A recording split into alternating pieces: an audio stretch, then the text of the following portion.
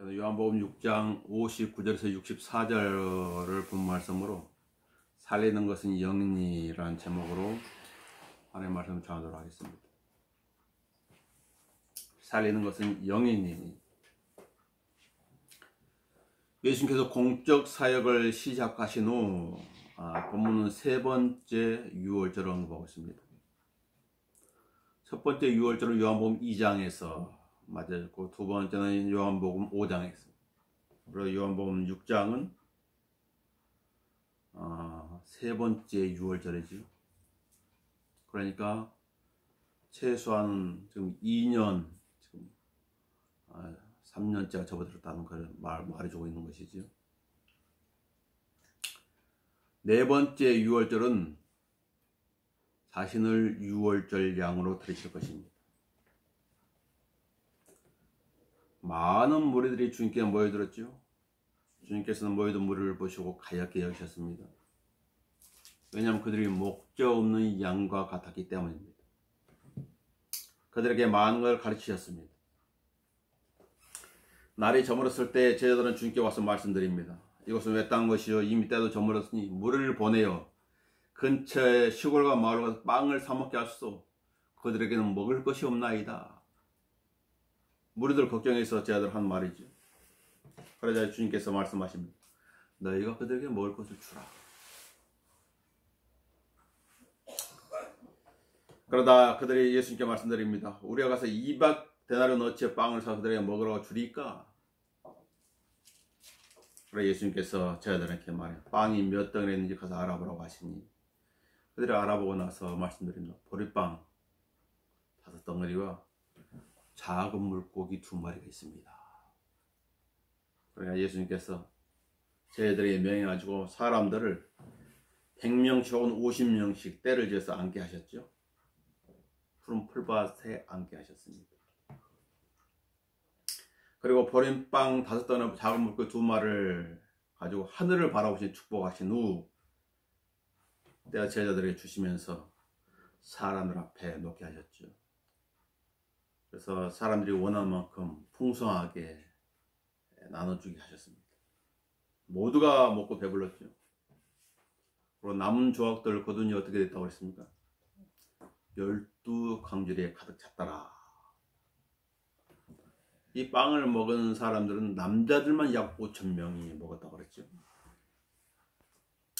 그러고 나서 주님께서는 제자들을 먼저 배를 타고 건너편으로 가게 하시고 예수께서는 물을 흩어버리신 후에 산에 기도하러 올라가셨죠. 바로 기도하러 올라가셨습니다. 왜 주님께서 무리를 떠나셨다고 이렇게 말씀하고 있습니까? 요한복음 6장 15절 이렇게 말합니다. 그러므로 예수께서는 그들이 와서 자기를 억지로 데려다가 왕으로 세울 줄 아시고 혼자서 다시 산으로 가시니라. 그러니까 무리들이 예수님을 억지로 왕으로 삼았다. 왜 그랬을까요? 기적을 행해가지고 먹는 문제를 해결해 줬기 때문입니다. 살리는 것은 영이니. 우리가 다시 예수님을 찾아옵니다. 그들이 예수님을 다시 찾아온 목적은 무엇이었을까요?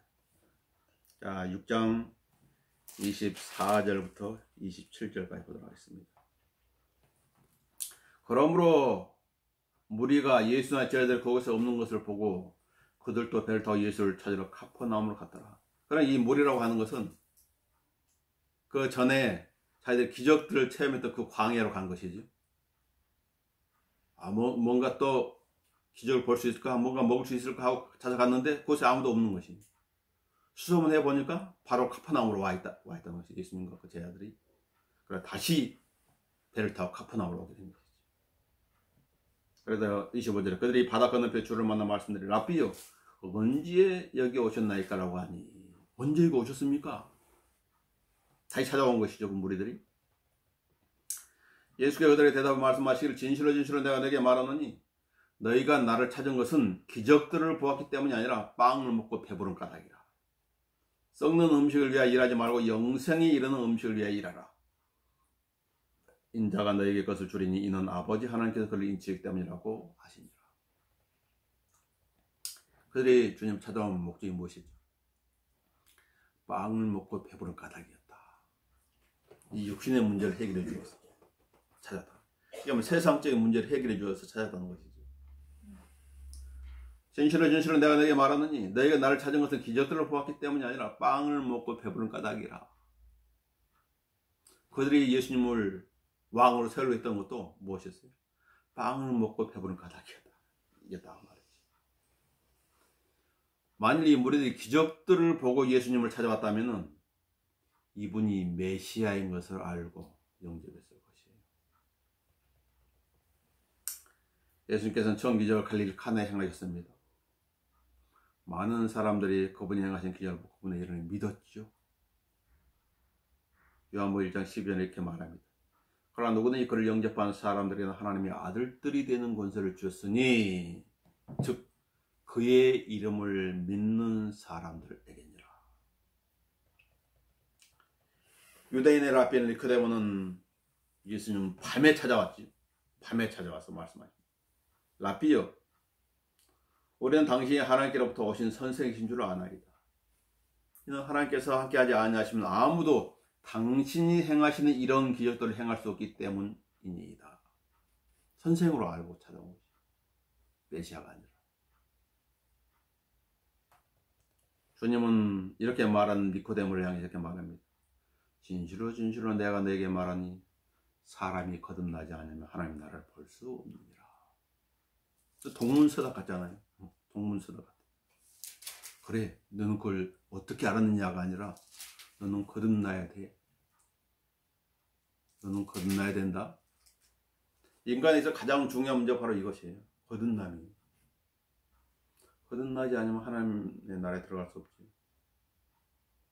하나님 나라에 들어갈 수 못 들어가요. 그 반대편으로밖에 갈 수가 없는 거예요. 빛이 없는 어둠으로밖에 갈 수가 없는 거지. 많은 사람들이 예수님을 찾아온 것은 주께서 병자들에게 행하신 기적들을 보았기 때문이에요. 많은 무리가 다시 예수님을 찾아온 것은 빵을 먹고 배부른 까닭이에요. 이분이 메시아인 것을 알아서 찾아온 것이 아니라. 많은 사람들이 교회에 가서 하나님 찾는 것은 무슨 목적 때문일까요? 어떤 사람은 병 고치기 위해서 찾아가는 목적이, 어떤 사람은 내 문제를 해결하기 위해서 찾아가는 사람도 있잖아요. 아, 이분이 구세주구나. 어떻게 하면 이분을 잘 믿을 수 있지? 어떻게 하면 이분을 섬길 수 있을까? 그래서 찾아온 사람이 몇 명 되는 거예요. 아, 여기가 성경을 잘 가르친다고. 아, 난 성경을 알아야 되겠어. 그래 찾아온 사람 과연 몇 명이 될까요?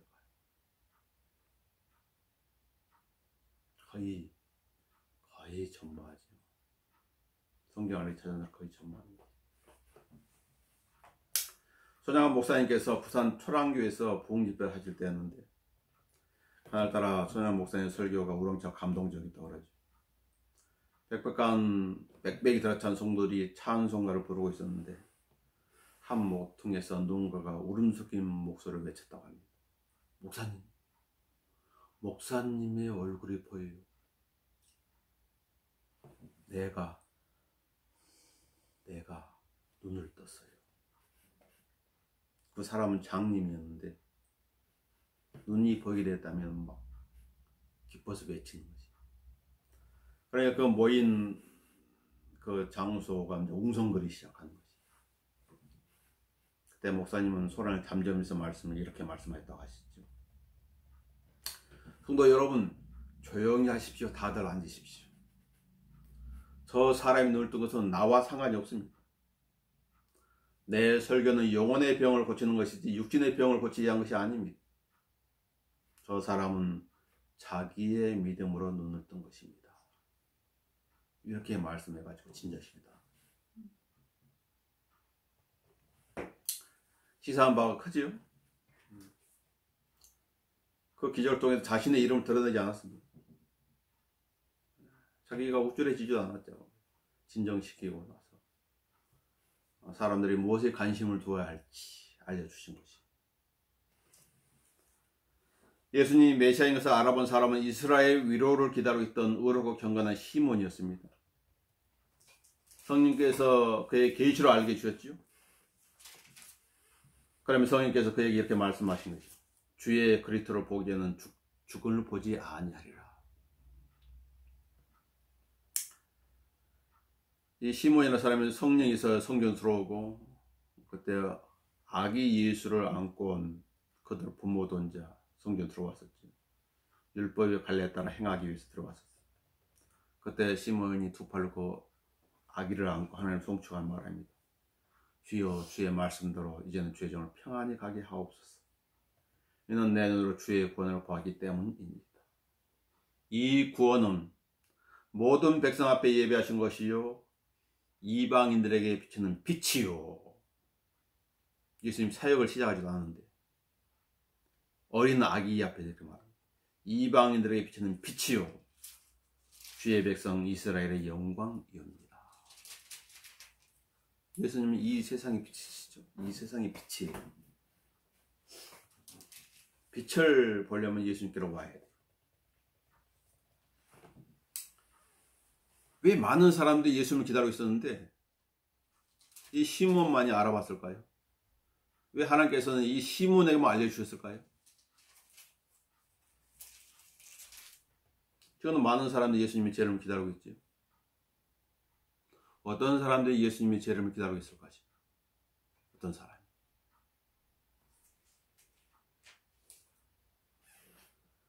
예수님이 이렇게 기도하셨습니다. 오 하늘 땅에 주신 아버지시여, 이런 일들 지혜롭고 슬기로운 사람들에게는 숨기시고 어린 아기들에게는 나타내는 걸 감사하나이다. 어린 아기들의 특징은 순수한 것이, 의심하지 않는 것이, 거짓것들을 믿는 것이, 이게 어린 아기들의 특징입니다. 그러옵니다. 아버지시여, 이는 그렇게 하시는 것이 아버지 보시기에 선함이니이다. 내 아버지께서 모든 걸 내게 주셨으니 아버지 외에는 누가 아들인지 아무도 모르며 또 아들과 아들이 아버지를 계시하고자 하는 자 외에는 누가 아버지인지 아무도 모르나이다. 누가복음 10장 21절 22절에서 이렇게 가셨습니다. 자, 무슨 동기로 주님을 찾고 있는 것인가? 기적들을 보았기 때문인가? 아니면 빵을 먹고 배부른 까닭인가? 내가 찾는 것과 주님께서 주시고 하자 하는 것은 동일한 것인가? 사람들이 정치인에게 기대하는 것은 무엇이? 의식주의의 문제를 해결해 달라는 것이지. 그 문제를 해결해 달라는 거지. 그래서 정치인들한테 관심을 가지고 투표를 하는 거지. 그러나 인간은 그것으로 만족하지 못해요. 그래서 많은 불평들이 나오는 것이죠. 탕자는 아버지를 떠나 방탕에 살다가 자신의 모든 재산을 다 탕진했죠. 그가 아버지를 생각한 것은 무엇이었죠? 아버지의 사랑? 아버지의 사랑이 그리웠어. 아버지를 가야 되겠다. 아니라 먹는 문제였어요. 내가 배가 굶주리 있는데 아버지한테 가면 풍성하게 먹을 수 있는데 먹는 문제. 이 무리들이 예수님 찾아오는 것과 똑같았어요. 나오미도 먹는 문제로 예루살렘 떠나갔고 먹는 문제로 다시 돌아왔죠. 아담이 선악의 지식의 나무에서 나는 열매를 먹고 난 후에 먹는 문제, 인간의 가장 중요한 문제가 됐어요. 입으로 무엇이 들어가냐에 따라서 이 몸이 달라지죠. 질병도 생기는 거예요. 무엇을 먹느냐에 따라 가지고. 먹지 말아야 될 걸 먹었을 때 몸에 병이 생겨요. 먹는 문제 중요한 거지. 왜냐하면 인간에게 죄가 들어오면서 먹는 것과 다 관련되어 있어요. 또 인간이 생명을 얻는 것도 먹는 것과 관련되어 있어요. 무엇을 먹느냐.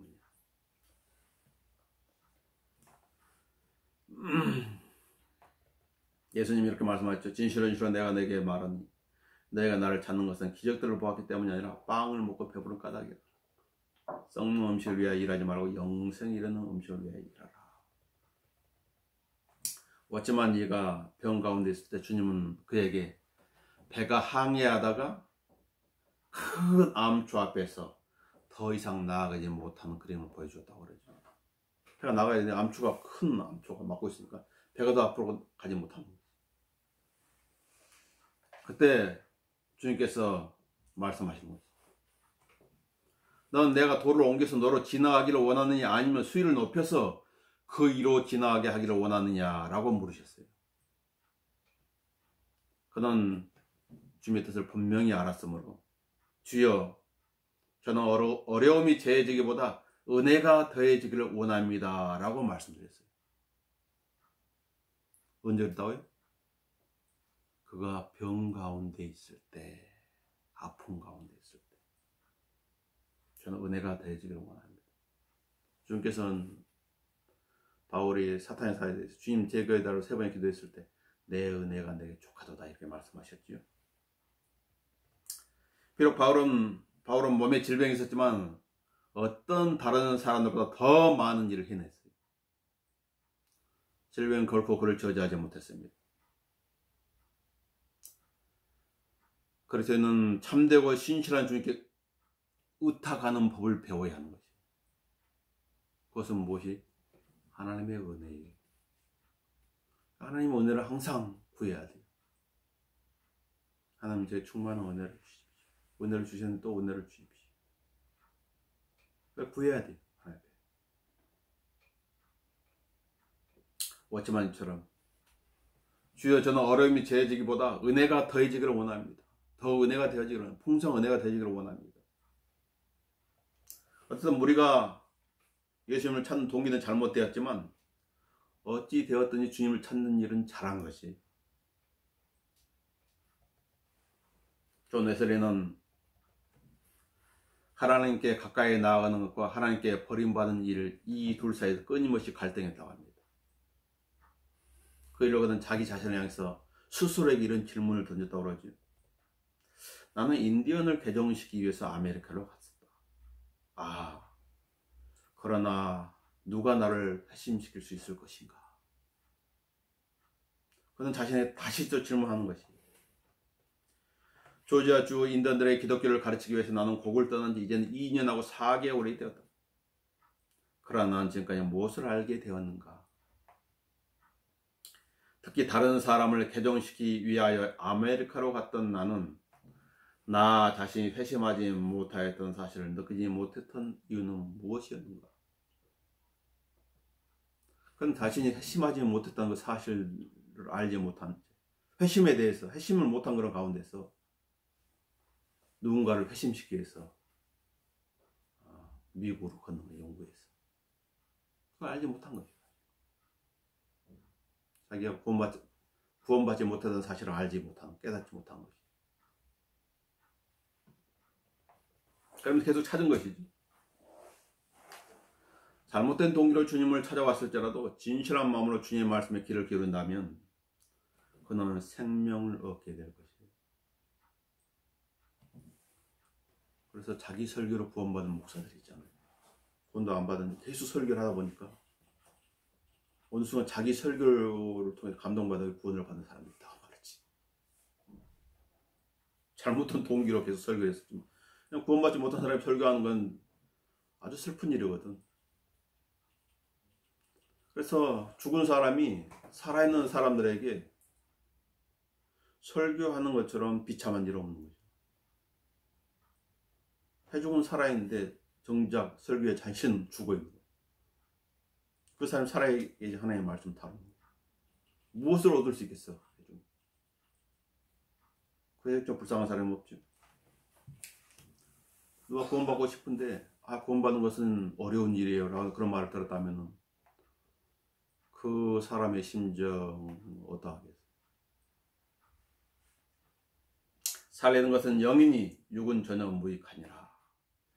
내가 너에게 한 말들은 영이요 생명이라. 자, 두 번째, 살리는 것은 영이니 그들에게 한 충격적인 주님의 말씀이 있습니다. 자, 41, 42절로 오시면 나는 하늘에 내려온 빵이라고 그랬죠. 그때 유대인들이 주에 관해 수군거리니 이는 주께서 말씀하시기를 나는 하늘에서 내려온 빵이라고 하셨기 때문이라. 또 그들이 말하기를 이 사람이 요셉의 아들 예수가 아니냐? 목수 요셉. 우리가 그의 아버지와 어머니를 알지 않느냐? 그런데 그거 어떻게 나는 하늘에서 내려왔다고 말할 수 있느냐. 그렇죠. 그래서 부모가 있고, 원래 부모라고 했을 때는 좀 그렇지만 요셉과 주의 모친이 정확한 표현, 성경의 표현이죠. 그러면 육신의 혈육들이 있었던 것이요. 4명의 남자 동생들이 있었고 2명 이상의 또 누이들이 있었단 말이에요. 그런데 하늘에서 내려온 빵이래요. 자기 하늘에서 내려왔다. 또 두 번째 인재의 살을 먹어야 한다고 그랬죠. 51, 52절에 내가 하늘에서 내려온 살아있는 빵이니 누구니 이 빵을 먹으면 영원히 살리라. 또 내가 줄 이 빵은 세상의 생명을 위해 줄 나의 살이라. 살을 먹어야 된다는 거지. 이 살을. 그때 유대인들이 자기들끼리 다투어 말하기를 어떻게 이 사람이 자기 살을 우리에게 뭐가로 줄 수 있겠느냐고 하니 아주 심각한 말이죠. 충격적인 말인 것이 유대인들한테. 세 번째 더해가지고 인재의 피를 마셔야 된다는 것이에요. 53절 봐보세요. 예수께서 그들에게 말씀하시기를 진실로 진실로 내가 너에게 말하니 너희가 인재의 살을 먹지 않고 또 그의 피를 마시지 않으면 너희 안에 생명이 없느니라. 나는 하늘에서 내려왔어. 내 살을 먹어야 돼. 내 피를 마셔야 돼. 그래야 생명을 얻어. 충격적인 말이죠. 이 말씀을 하신 곳은 어디예요? 광야가 아니라 카퍼나움 회당이 59절입니다. 회당 안에서 이런 말을 하는 거예요. 강당 안에서 이렇게 얘기하는 거예요. 이 말씀으로 인해서 많은 제자들이 실족했다고 말씀하고 있죠. 60절하고 66절에 보시면. 근데 주의 제자 중 많은 자들이 이 말씀 듣고 말을 이 말씀은 어렵도다. 누가 그것을 들을 수 있겠느냐고 하니라.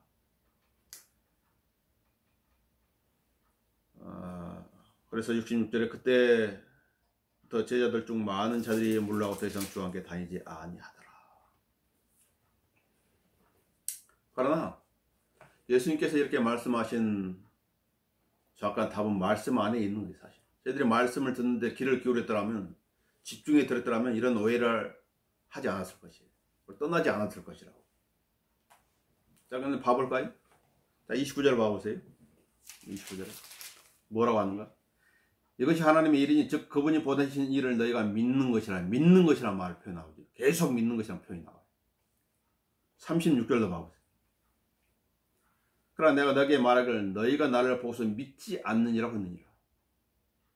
40절에 또 이것이 나를 보내신 분의 뜻이니 아들을 보고 그를 믿는 사람은 누구나 영생을 얻게 하는 것이라. 믿는 것. 47절에도 보시면 진실로 진실로 내가 너에게 말하노니 나를 믿는 사람이 영생을 가졌나니. 믿는 것. 64절에 그러나 너희 중에 믿지 아니하는 자들도 있는 거라. 그리고 베드로는 고백하지요. 우리는 주께서 그 그리스도 곧 살아계신 하나님의 아들이시는 믿으며 또 확신하나이다. 먹는 것, 마시는 것, 내가 하나님 내려온 빵이라 이거 뭐예요? 다 믿으라는 것이지. 내가 약속된 메시아라는 걸 믿으라는 것이지. 그것을 이런 식으로 표현한 것이지. 성경도 하나님 능력도 모르면 오해하게 됩니다. 오해하게 되면 그 사람만 손해예요. 설교도 집중해서 들어야 돼요. 이런 예화가 있잖아요. 어떤 목사님 설교 끝나고 이제 성도를 인사로 오는데 어떤 할머니가 나와가지고 목사님 오늘 굉장히 은혜 받았어요. 목사님 어떤 부분에 은혜를 받았습니까? 그러니까 속곡기 저곡기라는 부분에 굉장히 은혜를 받았다고. 그러니까 목사님 자신의 언구를 아무리 뒤져봐도 속곡기 저곡기라는 말을 한 적이 없는데 그런 얘기를 하면서 은혜를 받았다고 하는 거예요. 그냥 하다 보니까 그 원고에 소극적 적극적이란 말이 있는 거예요. 소극적 적극기를 이게 잘못 듣다 보니까 소극기 적극기가 되는 그런 사연이 있던 것이지. 잘 들어야 된다는 거지. 제대로 들을 때 잘못 들으면 그렇게 된다는 거지. 잘못 들으면 잘못된 믿음을 가지게 되는 거지. 그래서 성경은 뭐라 들을 귀 있는 들을지어다. 주의해서 귀를 기울이라 이렇게 말씀하고 있는 것이죠. 성경에 하나님은 지식이 하나님이세요. 잠언 19장 2절에는 지식이 없는 혼은 좋지 못하다 이렇게 말씀하고 있는 것이죠. 지식을 가지고 있어요. 성경적 지식을 가지고 있어야 돼요. 이스라엘은 지식을 따라 되지 않은 열성을 가지고 있었거든요. 그래서 하나님을 거부한 거죠. 로마서 10장 1절에서 3절 이렇게 말합니다. 형제들아, 내 마음의 소원과 이스라엘을 위해 하나님께 드리는 기도는 그들이 구원받게 되는 것이다. 내가 그들에 대해 증거하느니 그들에게 하나님께 대한 열성은 있으나, 열성은 좋아요. 이단도 열성은 좋지요. 그러나 지식을 따라 된 것은 아니니라. 이게 문제. 왜냐하면 그들이 하나님의 의를 모르고 자기들의 의를 세우려 함으로써 하나님의 의를 높이고 하나님의 의신 예수 그리스도를 믿어야 되는데 자기 한 일들을 신뢰하고 자기 한 일들을 높이고 있는 거예요. 자기들 의를 세우려 함으로써 그들 스스로 하나님의 의에 복종치 아니하였음이니라. 그래 거부해버린 거지. 지식을 따라 된 열성이 아니라면 그 전기는 악하다는 것을 알아야 돼. 자기들의 지식 가운데 하나님 주기를 싫어하는 사람들은 죄 가운데 있는 거지. 로마서 1장 28절에 갑니다. 깨닫지 못하는 것도 죄의 목록에 들어가죠. 로마서 1장 31절에 기록되어 있어요. 깨달아야 돼요. 지금 저를 깨닫게 해주십시오. 주님께서 살리는 것은 영이니 육은 전혀 무익하니라. 내가 너에게 한 말들은 영이요 생명이라고 말씀하시죠. 피를 마시는 것은 율법 이전에도 금지되었고 율법 시대에 금지되었고 율법 이후에도 금지되었죠. 예수님께서는 씨 뿌리는 비유를 말씀하셔서 이렇게 말씀하십니다. 천국의 신비들이 너희에게는 알도록 허락되었으나 그들에게는 허락되지 아니하기 때문이라. 그러니까 어떤 말씀이 어떤 사람은 허락되었지만 어떤 사람은 허락되지 않는 거지. 그러나 사실 본문에서 예수께서 하신 말씀 비유가 아니죠. 빵의 기적에 대하여 그것이 무엇을 의미하는지 분명히 말씀해 주고 있었는데 거기에 있는 사람들, 제자들까지도 주님께서 말씀하신 의도를 깨닫지 못한 것이.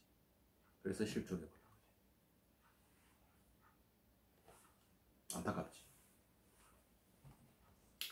씨가 길가에 떨어졌다는 것은 그들이 드러나 마귀가 와서 그들의 마음에서 말씀을 빼앗아가 버림으로 믿지도 구원받지도 못하는 자들이요.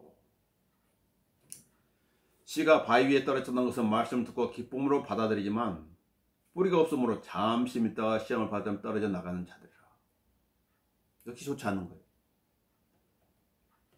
씨가 가시떨기 사이에 떨어졌다는 것은 말씀을 듣기는 들어도 이생의 염려와 부와 쾌락에 억눌려 온전함에 이르는 열매를 맺지 못한 자들이요. 역시 안 좋은 거예요. 씨가 좋은 땅에 떨어졌다는 것은 정직하고 선한 마음으로 말씀을 받고 지켜서 인내로 열매를 맺는 자들이라. 이거 하나면 좋은 것이. 마음의 자세가 중요하죠. 어떻게? 정직하고 선한 마음으로 말씀을 듣고 지켜서 인내로 열매를 맺는다.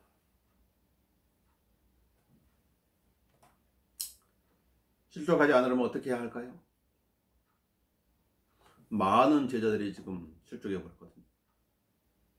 예수님께서 하신 이 말씀 때문에. 베드로후서 1장을 봐보세요. 실족하지 않는 비결이 성경에서 언급하고 있습니다. 실족하지 않기를 원한다면 이 성경의 권면에 주의해야 될 필요가 있는 거지.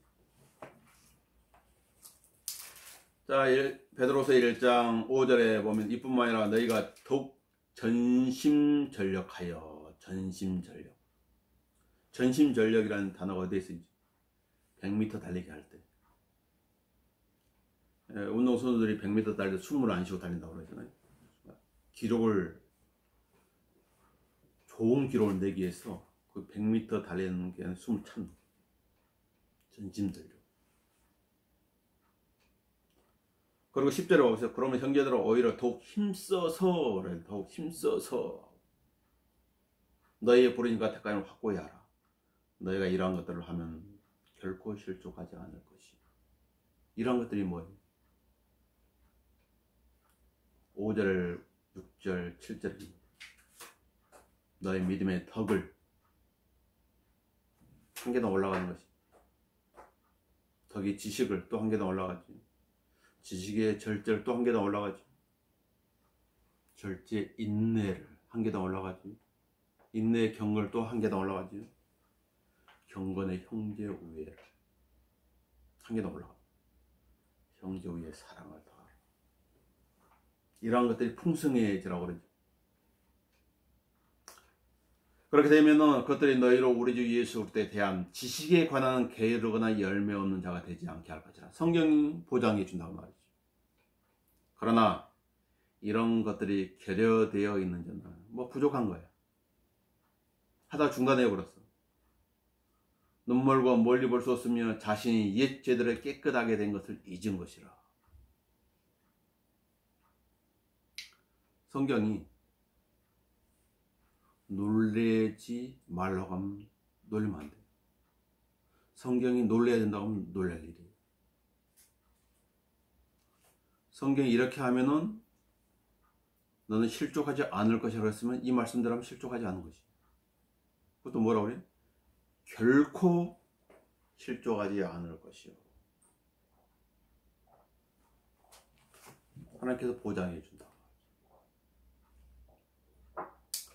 살린 것은 영이니 세 번째 내 말들은 영요 생명이라. 59절부터 보시면 이런 일들은 주께서 카퍼나움에서 가르칠 때 회당에서 말씀하신 것이라. 그때 주의 제자 중 많은 자들이 이 말씀 듣고 말하기를 이 말씀은 어렵도다. 누가 그것을 들을 수 있겠느냐고 하니라. 예수께서는 제자들이 이 일에 관하여 수군거리는 줄 속으로 아시고 그들에게 말씀하시기를 이것이 너희 거침되느냐. 주께서 우리가 뭘 어려워하시는지 다 알고 있는 계십니다. 누가 말할 필요가 없어요. 그렇다면 인자가 전에 있던 곳으로 올라가는 것을 너희가 본다면 어찌하려느냐. 그건 또 놀랄 일인데. 살리는 것은 영이 육은 전혀 무익하니라. 내가 너에게 한 말들은 영이요 생명이라. 예, 주님께서는 문자적인 오병이어의 기적을 행하셨지요. 그리고 문자적이 아닌 영적인 말씀을 하고 계십니다. 영적인 말씀. 가톨릭은 영적인 주님의 말씀을 문자적으로 받아들여서 화채서를 주장합니다. 그래서 그들이 미사를 들을 때 그들이 동그랗게 빵이 신부가 축복할 때 실제적인 예수님의 살이 되고 포도주가 신부가 축복할 때 실제적인 피가 된다는 것이 이게 화채설이에요. 그걸 믿고 있는 거예요.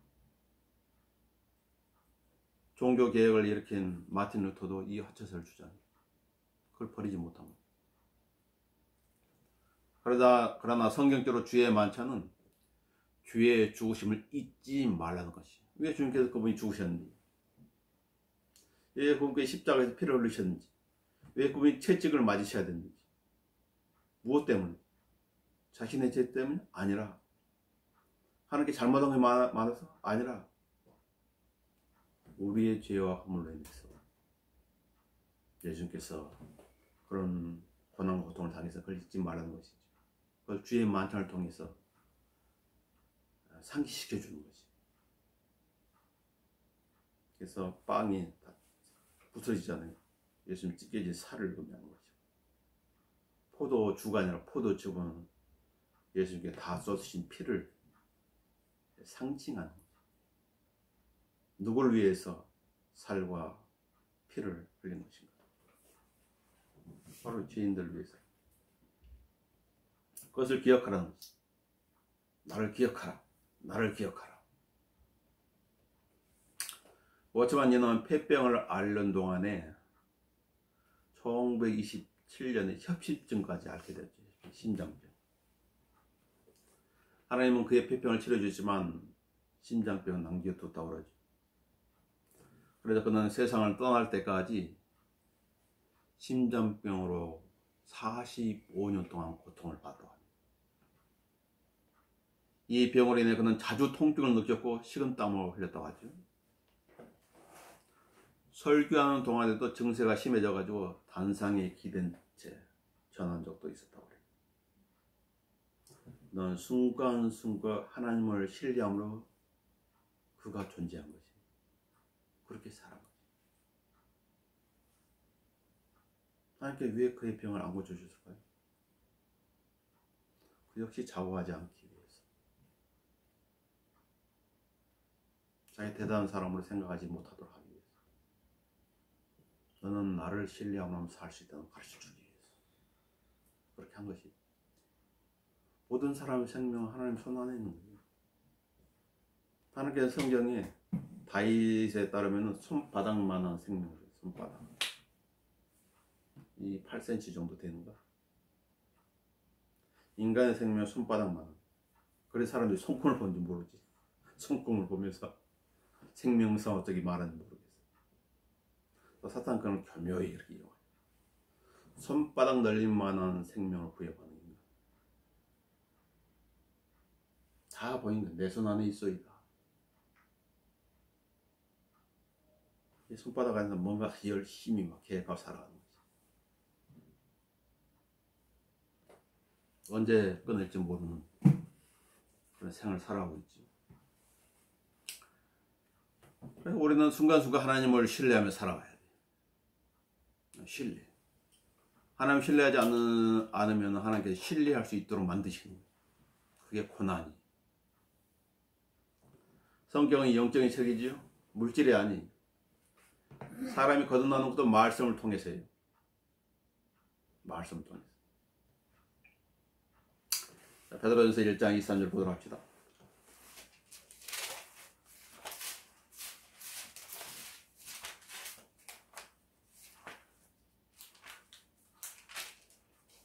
베드로전서 1장 23절을 보시면 너희가 거듭난 것은 썩어질 씨로 된 것이 아니라 썩지 아니할 씨로 된 것이니 살아있고 영원히 거하는 하나님의 말씀으로 되었느니라.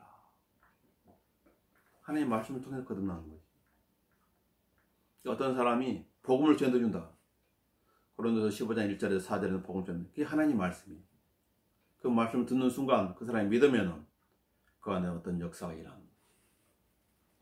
이는 모든 육체는 풀과 같고 사람의 모든 영광은 풀의 꽃과 같으며 풀은 마르고 꽃은 져도 인생의 생명 풀과 같고 인간의 영혼은 꽃과 같다고 그러지. 너무 짧은 거예요. 그 영광이. 중요한 주의 말씀이 영원토록 남아있습니다. 이것이 너에게 복음으로 전해진 말씀이니라. 사람이 하나님 나라에 들어가는 것도 말씀을 통해서이지요. 사람이 영적으로 성장하는 것도 하나님의 말씀을 통해서이지요.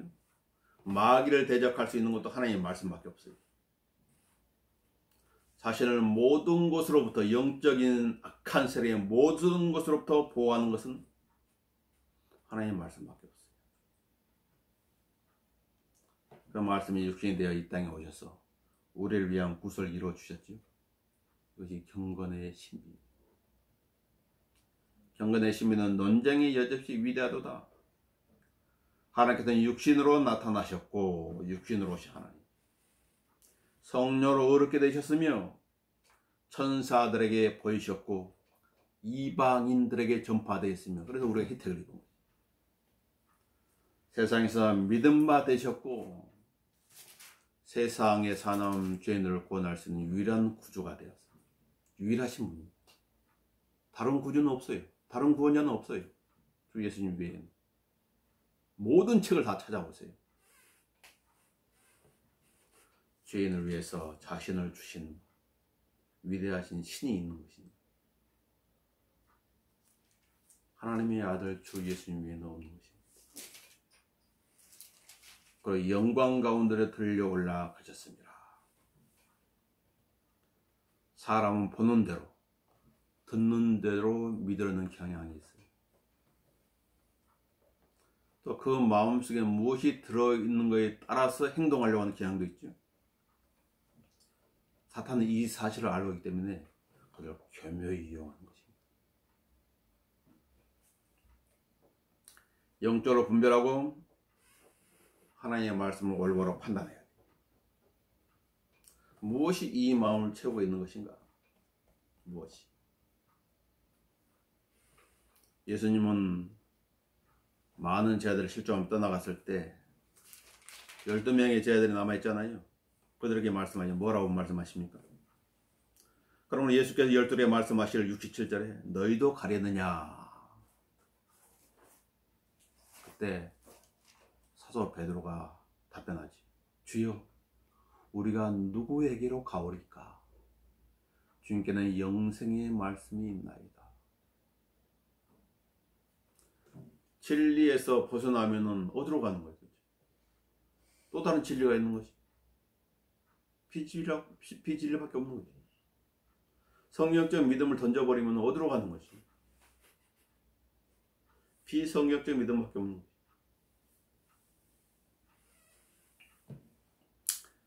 알렉산더 pop이 어느 날 이렇게 기도했다고 그러죠.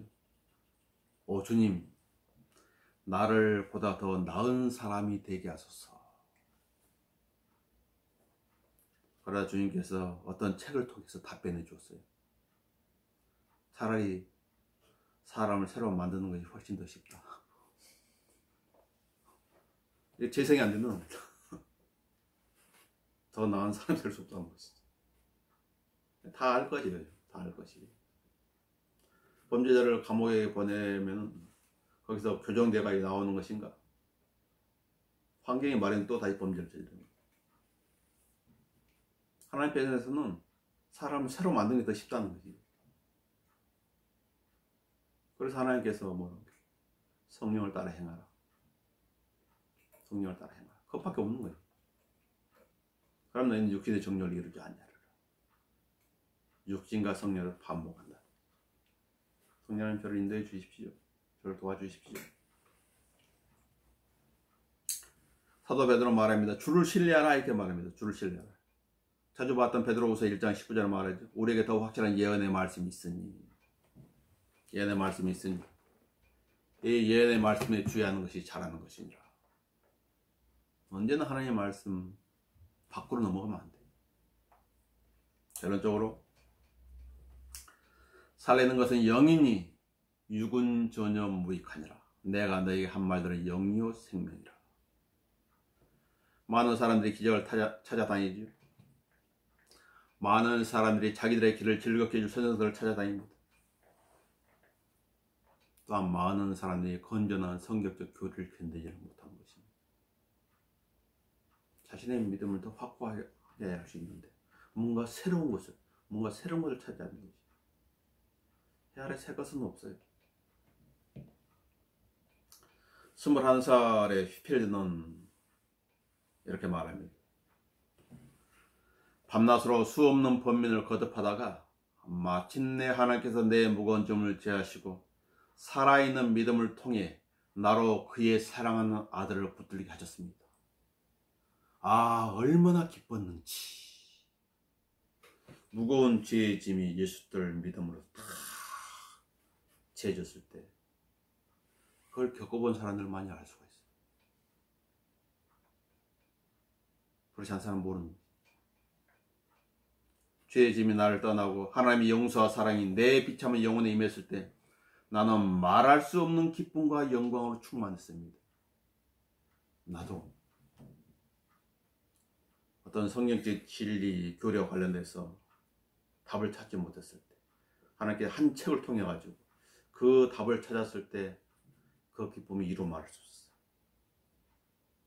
그래서 많은 사람들이 알려줬지만 반응은 영 시원찮았었죠. 모르는 것이에요.